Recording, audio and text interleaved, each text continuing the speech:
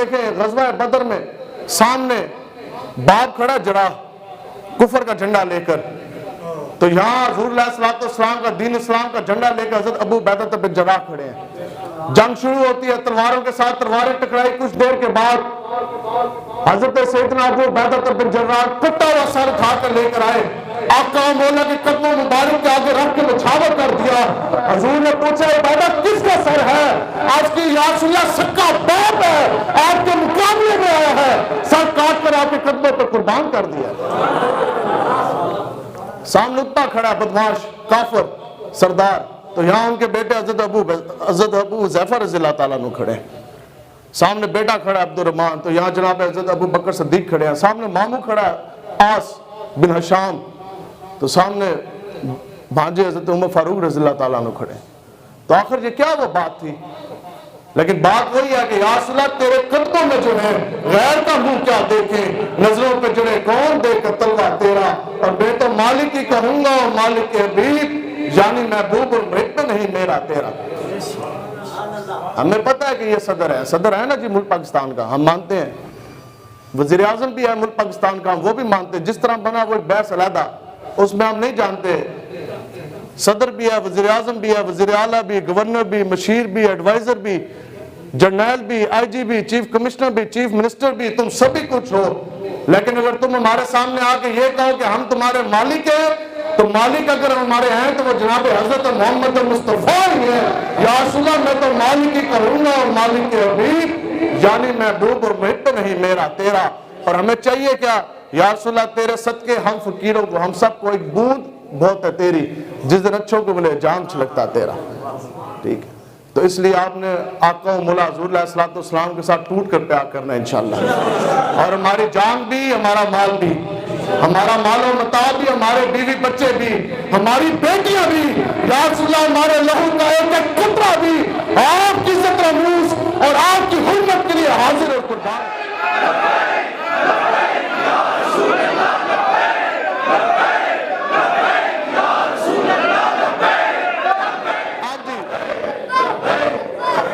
صحابہ تھے،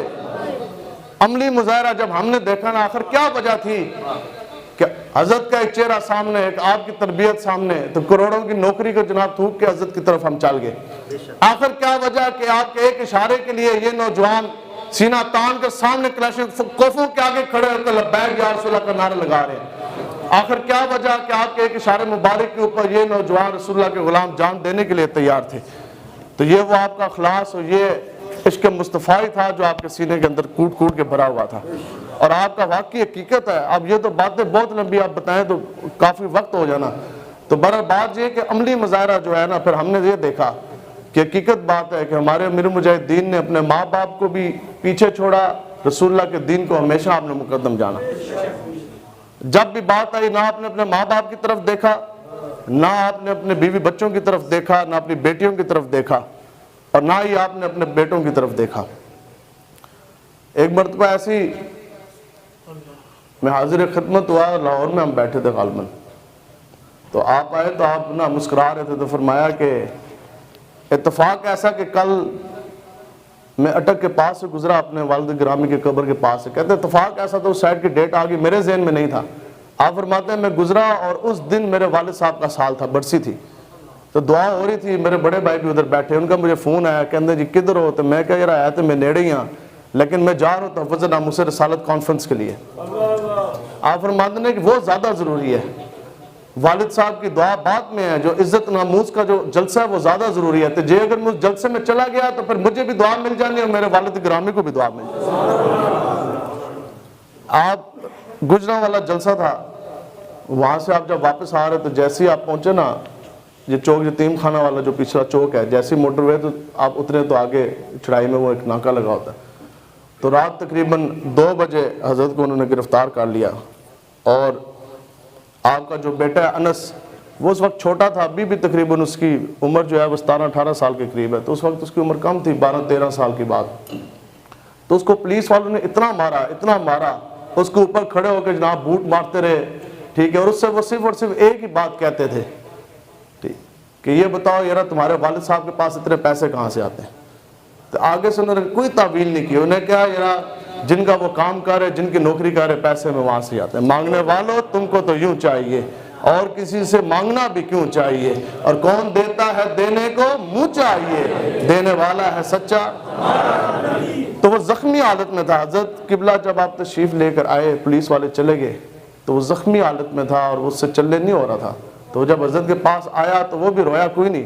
تو حضرت نے فرمایا کہ کاش انس آج اگر تو رسول اللہ کے نام پر آج شہید ہو جاتا نا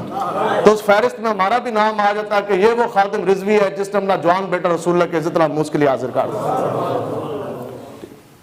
تو اس لیے بس باتیں یہی ہیں کہ آپ نے ہر صورت میں جو ہے وہ دین کے ساتھ آپ نے چلنا ہے، اور آپ نے پوری جرأت اور قوت کے ساتھ کھڑے ہونا ہے۔ یہ علماء کرام ہمارا دست بازو ہیں، پہلے بھی یہ ہمارے ساتھ چلے، اور کسی کا احسان تو ہے کوئی نہیں، نہ ہمارا احسان ان پر نہ ان کا احسان ہم پر۔ مجھے ابھی بھی یاد ہے جب میں پہلی مرتبہ اس دارالعلوم میں آیا تو یہ سامنے کمرہ ہے بالکل، پیر اسناد صاحب آپ ادھر تشریف فرما تھے، تو میں جیسے ہی آیا میں کہا جی اسناد صاحب سے ملنا ہے میں نے، وہ لے گئے تو آپ کے ساتھ نا دونوں طرف، اب بھی تو مجھے نہیں پتا کیا سیٹنگ ہے، اس وقت جو صوفے لگے تھے دونوں طرف مہمان بیٹھے ہوئے، تو آپ یقین کریں میں بڑی ذمہ داری کے ساتھ، تو جیسے ہی میں کمرے میں داخل ہوا تھا کہ میں ان کو پہلی مرتبہ میں نے دیکھا، انہوں نے پہلی مرتبہ ہی دیکھا ہونا، تو آپ ایک دم اپنی نشست سے آپ کھڑے ہو گئے، تو ابھی میں ان کی طرف بڑھ ہی رہا تھا تو آپ میری طرف آئے اور آپ نے جو امامت شریف میرا اوپر کر کے نا تو آپ نے مجھے ادھر پہنچا دیا، تو پھر آپ نے ساتھ بٹھا لیا، تو فرمایا کہتے ہیں جی کس طرح آپ کا آنا ہوا، تو میں کہا جناب وہ ایک کانفرنس ہے، ایک میٹنگ ہم رکھنا چاہتے ہیں، تو آپ نے آگے سے فرمایا، آپ نے فرمایا کہ عاصم صاحب ہم بھی آپ کے ہیں اور دارالعلوم بھی آپ کے ہی ہے، جس مقصد جس مشن پہ آپ چاہ رہے ہیں ہمارا سب کچھ اس مشن کے لیے حاضر اور قربان ہے۔ تو اس لیے حضرت امیر المجاہدین ایک مشن دے کے گئے، تو ہم اس چیز پہ شرمندہ ہیں کہ آپ کی زندگی مبارکہ کے اندر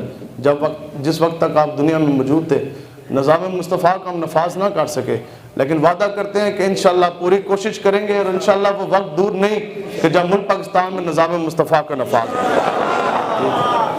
آیا آیا آیا آیا آیا تاجدار ختم نبوت، تاجدار ختم نبوت، تاجدار ختم نبوت، تاجدار ختم نبوت۔ تو اس لیے آپ میں سے کسی نے بھی ڈرنے کی ضرورت نہیں ہے، ٹھیک ہے جی، بالکل آپ نے دلیری کے ساتھ رہنا، ہم لوگ کوئی غلط کام تو نہیں کر رہے، اس کام کے اوپر حضرت کے اوپر جو محتاط جو فکر ایک بندے نے مجھے بتایا، یہ کوئی نہیں کہ میری کوئی خاص ریسرچ ہے، ایک پولیس والا اس نے مجھے بتایا کہ 200 سے زائد حضرت کے اوپر بڑے جو ان سے ہیں وہ سنگین مقدمات درج تھے، میں تو جیل میں کھڑا، شاید آپ میں سے کوئی بتا دے، مجھے یہ نہیں پتا کہ میرے اوپر پرچوں کی تعداد کتنی ہے، تو حضرت کے اوپر جتنے بھی پرچے تھے وہ رسول اللہ کے عزت ناموس کی پہرے داری کی وجہ سے تھے، ٹھیک ہے جی، کتنے لوگ جو ان سے ہیں وہ کوئی جاتے ہوئے مار گیا، کوئی موٹر سائیکل سے ایکسیڈنٹ ہوا مار گیا، کتنے لوگ جو ان سے ہیں وہ قتل کر کے پھانسی چڑھے، لیکن ایک غازی غلام محمد صاحب بھی پھانسی کے پھندے پہ گئے، اور ایک غازی ممتاز حسین قادری صاحب بھی پھانسی کے پھندے پہ گئے، تو ابھی آئی جی اور چیف کمشنر اور بڑے بڑے چیف سیکرٹری ہوم سیکرٹری، آپ میں سے ایک بندہ بھی مجھے نہیں لگتا کوئی ہوم سیکرٹری کا نام بتا سکے،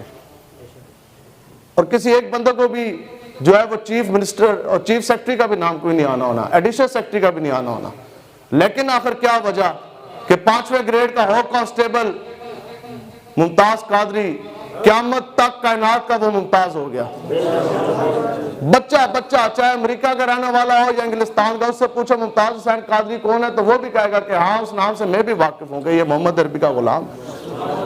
تو کی محمد سے وفا تو نے اور یہ جہاں چیز ہے کیا، اور اقبال یہ کس کش کا فیض عام ہے، رومی فنا ہوا بلال حبشی اور ممتاز حسین قادری کو تمام ہے۔ تو آپ لوگوں سے جناب ہاتھ جوڑ کے گزارش ہے کہ آپ نے ادھر ادھر نہیں دیکھنا، قاضی صاحب نے ایک بات بہت بڑی کی، ٹھیک ہے، شاید آپ لوگوں کی توجہ کچھ بندوں کی نہیں تھی کہ ایک شخص واحد، ابھی میں کوئی غلط کام کروں تو پھر بتائیں نا، تحریک لبیک کا اس کا مطلب ہے قصور ہے،